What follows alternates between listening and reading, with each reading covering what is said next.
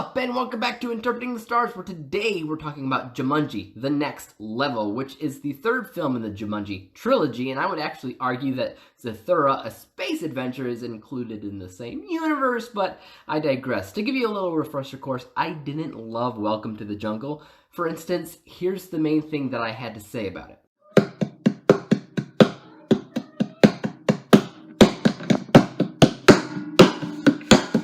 While it is a movie that is fine on its own, I don't consider it all that much like Jumanji, as it doesn't really have the same heart that Jumanji or even Zathura had. So the main question that I had this time around was, could I get over myself and enjoy it for what it was, or would I still be fusty and attached to that level of expectation I had with the first film? So let's get cracking. This review is brought to you by the word of the day, fusty. Old-fashioned in attitude or style. Jumanji: The Next Level brings our heroes back into the video game world of Jumanji, where new threats and increasingly deadly traps await them as they search for a missing compadre. Only this time, their avatars have been switched, meaning they must learn new skills to adapt to the insanity. Joining them this time around are a couple of old geezers who aren't familiar with video game rules. Honestly, I should have gone back and rewatched at least Welcome to the Jungle, because one, I had forgotten some vital things that would have made my experience watching this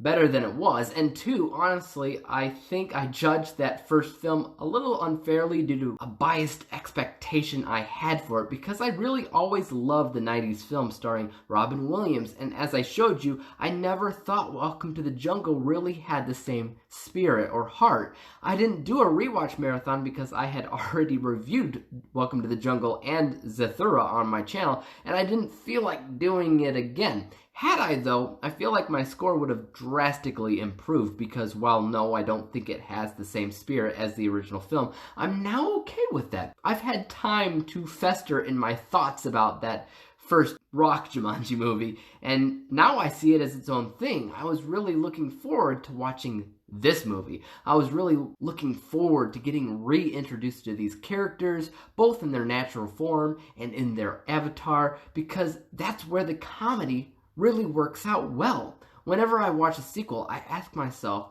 is it something that people want to see, aka necessary, and if they change anything up? You don't want it to feel like a one big rehash, right?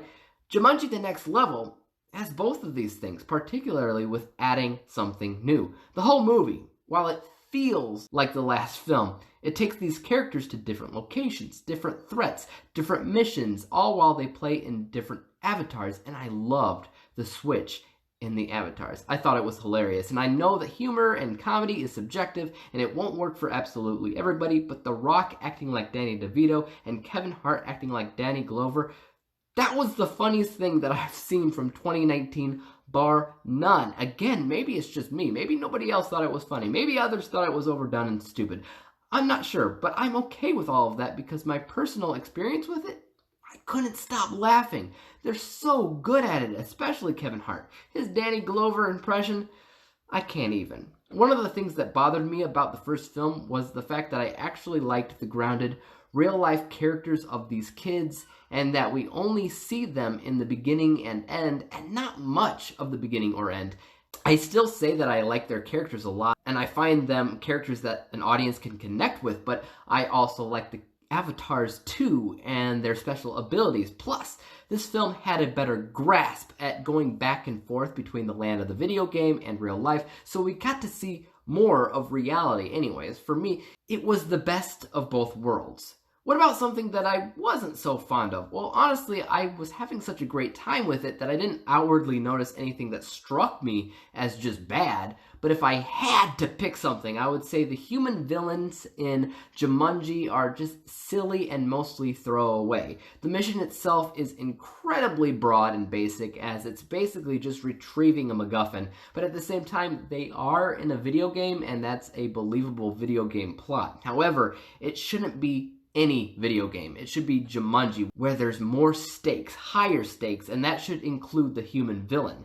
I'm forced to remember the guy with the gun in the original film, Van Pelt. He was silly, he had a big goofy mustache, but he brought real-world threats to everyone and everything that he ran into. And I remember feeling anxious when it came down to his character in the 90s film. And I don't feel like kids would feel the same about this guy, who just seemed ingenuine.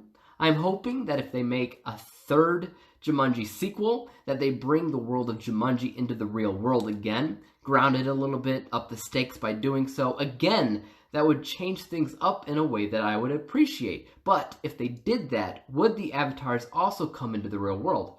I hope so. We'd actually get to see how the avatars are supposed to be like.